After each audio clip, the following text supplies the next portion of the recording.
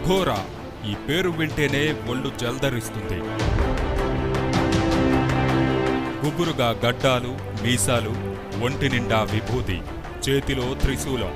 ఇది అఘోరాల స్వరూపం.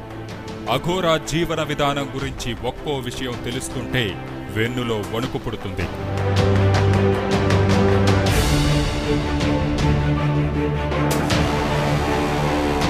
అఘోరాలు అంటే చనిపోయిన మనుషుల్ని పీక్కు తింటారని, మనుషులకు దూరంగా శ్మశానాల్లో నివాసముంటారని, అర్ధరాత్రుల్లో శవాలపై కూర్చుని క్షుద్రపూజలు చేస్తూ ఉంటారని, ఇలా అఘోరాల గురించి రకరకాల కథనాలు ప్రచారంలో ఉన్నాయి.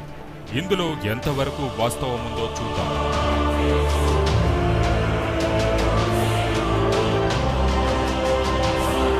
శైవ సాధువులలో ఒక రకమైన సన్యాసులను అఘోరాలు అంటారు. అఘోరా అంటే ఘోరాలు చేయని వారు, సాత్వికులు అని అర్థమని అఘోరాలు చెప్తారు.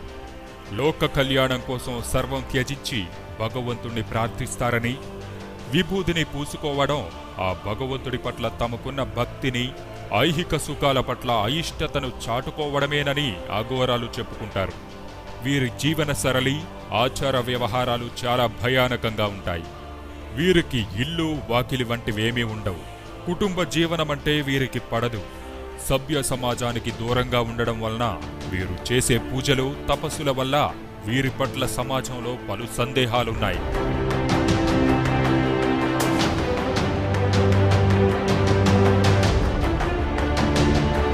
సంచార జీవితం గడిపే అఘోరాలకు శ్మశానాలు, పాడుబడ్డ భవనాలే అడ్డాలు. శ్మశానాల్లో ఉంటూ అక్కడే తిని అక్కడే పడుకుంటారు. కాలిన శవాల బూడిదను విభూతిగా పరిగణించి ఒళ్లంతా రాసుకుంటారు.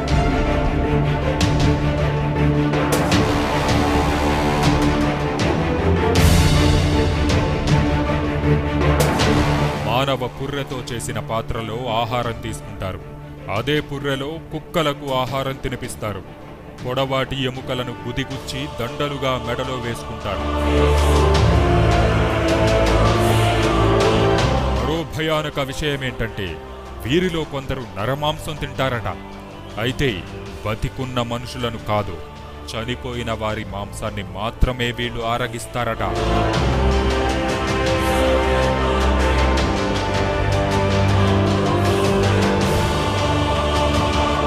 శ్మశానాల్లో సగం కాలిన శవాలను తెచ్చుకుని ఆహారంగా పూజిస్తారు. చనిపోయిన మనుషుల మెదడులో ఉన్న రసాలను వీరు ఎంతో ఇష్టంగా తాగుతారట. ఇంకొందరు శవాలతో సంభోగిస్తారు. వినడానికే ఒళ్ళు గగురు పొడుస్తుంది. కాని అఘోరాలు ఈ పనిని ఎంతో భక్తితో, ఇష్టంతో చేస్తారు.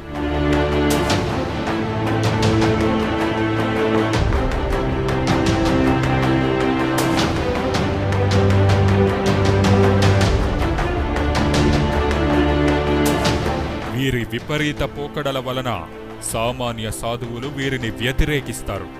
శవాల మధ్యన తిరుగుతూ శవాన్నే ఈశ్వరుడుగా భావిస్తారు అఘోరాలు. శ్మశానానికి అధిపతి ఈశ్వరుడే గనుక వీరు శ్మశానాన్నే తమ నివాసంగా భావిస్తారు. చిట్ట చివరకు అందరూ చేరుకునేది శ్మశానానికే కదా అంటారు వీళ్ళు.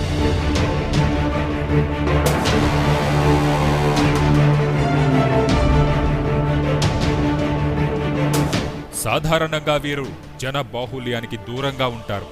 అయితే కుంభమేళాలు జరిగే సమయంలో ఎక్కడెక్కడో ఉన్న అఘోరాలందరూ బయటకొచ్చి కుంభమేళాలో పాల్గొంటారు. వస్తు వ్యామోహం లేకపోవడం అనేది కూడా అఘోరా తత్వంలో మరొకటి.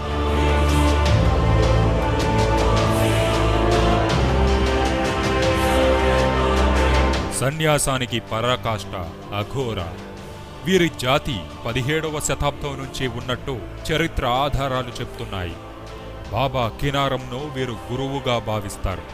ఆయన 170 ఏళ్లు బతికినట్లు అఘోరాలు చెప్తుంటారు. దక్షిణ భారతదేశంలో కంటే ఉత్తర భారతదేశంలో అఘోరాలు అధికంగా ఉంటారు. మానవ శరీరాన్ని తుచ్చమైనదిగా, నీచమైనదిగా భావించే వీరు స్వర్గలోక ప్రాప్తికి కాళికను, శివుణ్ణి స్మరిస్తూ ఉంటారు. ఆ దేవతలు రాత్రిళ్ళు శ్మశానాల్లోనే సంచరిస్తారని వీరు నమ్ముతారు. అందుకే అక్కడే నిద్రపోతారు.